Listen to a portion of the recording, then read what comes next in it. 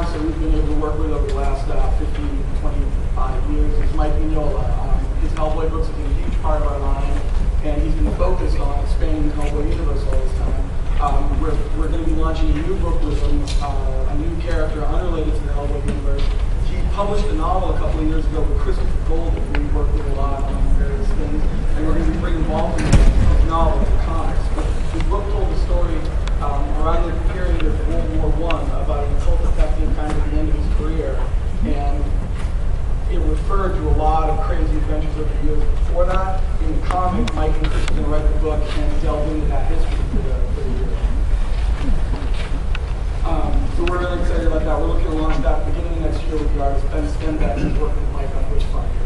Another great creator that we've been working with a lot over the years is Joss Whedon. And I think Joss announced at his panel yesterday that he's going to be working with us on Cabin in the Woods. We've talked with Joss and we met with Drew Goddard about it yesterday. And Drew Goddard, of course, is his co-writer and the director of the film. We're going to be launching a comic right after the release of the movie, because this movie, Drew is also the writer on Cloverfield, and like Cloverfield, it's important that you know almost nothing about Cabin before the movie actually comes out. So the comic will follow immediately after that, and it will be supervised by Joss and Drew. And a couple other things that we have going on with Joss, we're going to be doing new Dr. Horrible comics written by Greg Zach. So far, we've done Dr. Horrible all on MySpace Dark Horse Presents. Dr. Horrible is going to get his first one-shot in the fall. And we also just announced yesterday that we're going to be working with Felicia Day, the star of Dr. Horrible, to do Guild comics based on her popular web series. And she'll be writing those.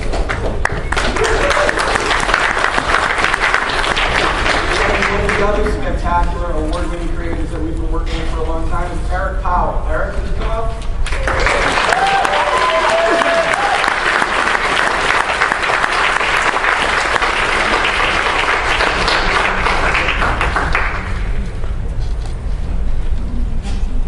So I think they want you up here to talk about the Metalocalypse crossover. Well, first of all, does everyone know Eric's the creator of the Goon?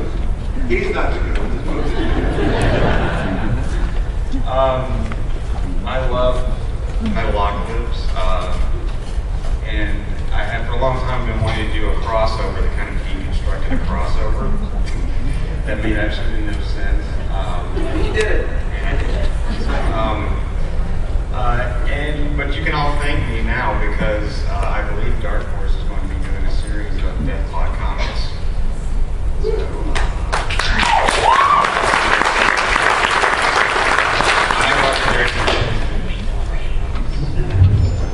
And we're going to be working with Brendan Small, the creator of the show, and John Schnepp, the director of the show. Thanks,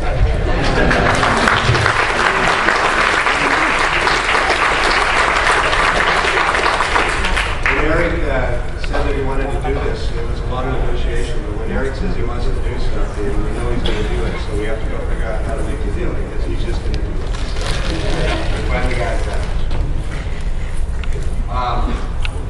As you know, Dark Horse has a long history of publishing manga. If you didn't know, we are the longest ongoing publisher of manga in the United States. We have the longest ongoing series in the United States. And that's always been a part of us. And from our earliest years when Randy and I were sitting in a little tiny office, we've always been after Japanese comics. So we've built it into a big part of our business, and we teamed up with what honestly can be described as the Beatles of manga. It's a huge deal where they're working directly with us. And Michael Gomez is going to come up and talk about the new deal.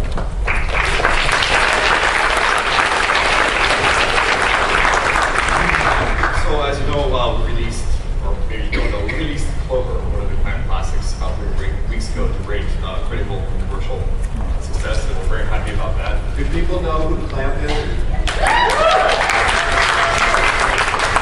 We also recently licensed some of their backlists, and stuff that's extremely popular, and things that might have been out of print for quite a while as well.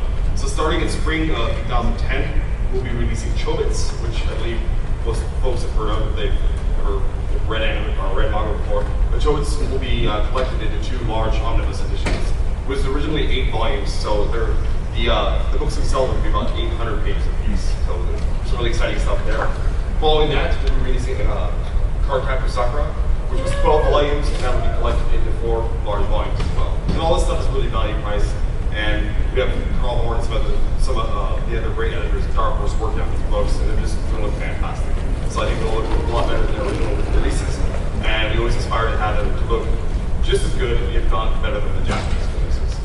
And then we'll have Magic Knight Ray Earth, which will have Magic Knight Ray Earth Book 1, and then Book 2. Basically, there are 3 books each, released as 1 book.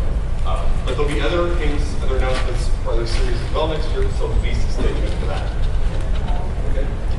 Thank you.